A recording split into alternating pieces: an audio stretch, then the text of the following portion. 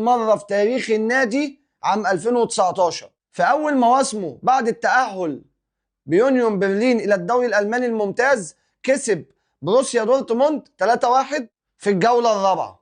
في 2020 حقق الفوز على بروسيا دورتموند 2-1 ذهابا، وحقق التعادل 1-1 ذهابا وإيابا أمام بايرن ميونخ.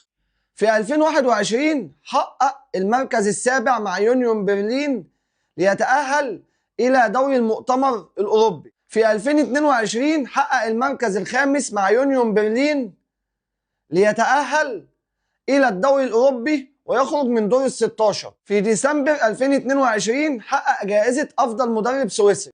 في 2023 حقق المركز الرابع مع يونيون برلين ليحقق المشاركة الأولى في دوري أبطال أوروبا. في 2023 حقق جائزة مدرب الموسم في الدوري الألماني. طبعا دي مش هتبقى أول تجربة لينا مع المدرسة السويسرية، لأن احنا درب عندنا أكتر من حد واحنا كنا بنحب لعبهم، سواء فايلر اللي ما كملش معانا، سواء كولر اللي جه في سنتين أو سنتين وثلاث شهور خد 11 بطولة.